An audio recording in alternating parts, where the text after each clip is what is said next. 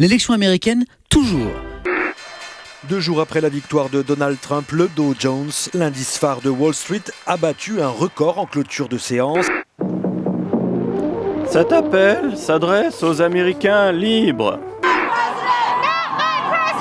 Washington, Baltimore, Philadelphie, New York, Los Angeles, San Francisco, Oakland en Californie, Denver au Colorado ou encore au Texas, l'amertume et la crainte sont palpables.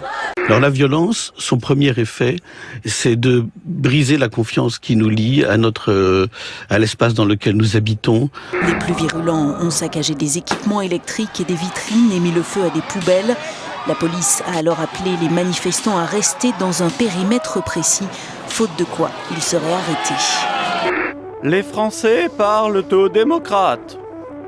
Bordel à queue!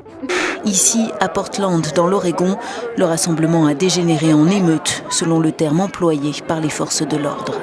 Mais cette hausse masque des performances très contrastées.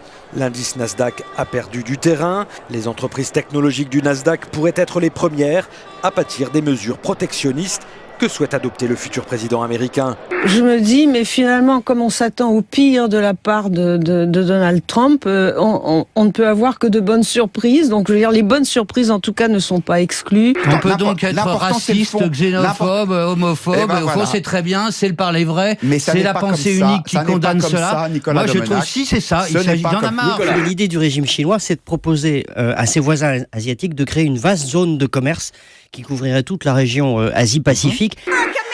Sarah Palin, la colistière de John McCain en 2012, serait en lice pour le portefeuille de l'Intérieur. Premier conseil, n'émigrez pas au Canada. C'est vrai que son site internet pour l'immigration a planté, saturé de visites la nuit de l'élection. Tout le monde se sent pousser, des mèches, des ailes, une mèche blonde, comme dans le dessin de Plantu à la une du Monde, et une Marine Le Pen qui s'envole d'un battement de mèches. Les diplomates chinois d'ailleurs l'expliquent très bien, puisque les États-Unis se replient sur eux-mêmes, on va remplir ce vide. Un Chinois à la tête d'Interpol, Meng Hongwei, vice-ministre de la Sécurité publique, est le premier citoyen de ce pays à être élu à la présidence de l'organisation. L'isolationnisme de Trump met toute cette stratégie américaine par terre et ouvre un boulevard à la Chine dans la région.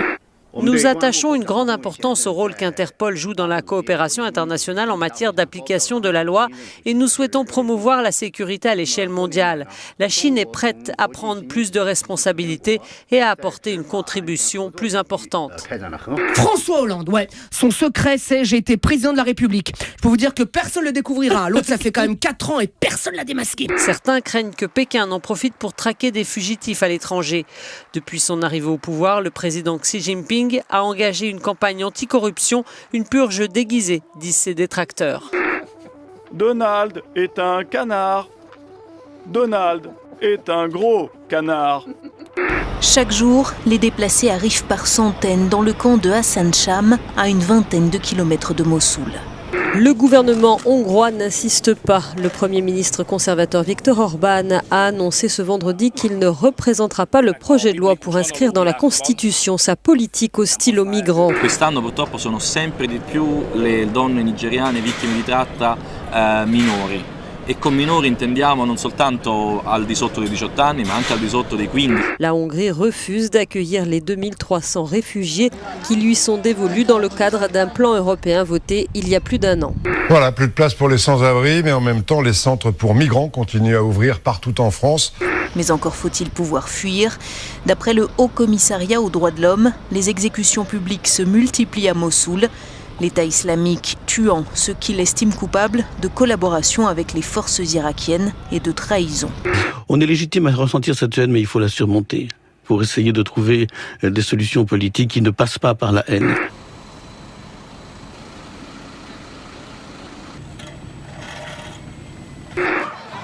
La plupart des autres rassemblements anti-Trump se sont déroulés dans le calme, notamment à Oakland, en Californie. Bien souvent emmenés par des étudiants, ces mouvements dénoncent la rhétorique anti-migrant et xénophobe qui a été celle du candidat républicain durant la campagne. Donald aime le film Hiroshima, mon amour. C'est un très beau film. En 1974, quand Richard Nixon buvait trop à cause de l'affaire du Watergate, son ministre de la Défense de l'époque avait discrètement ordonné aux militaires de ne pas obéir à un ordre d'attaque nucléaire. Le général à la retraite Michael Flynn, proche du pouvoir russe, pourrait devenir le conseiller à la sécurité nationale.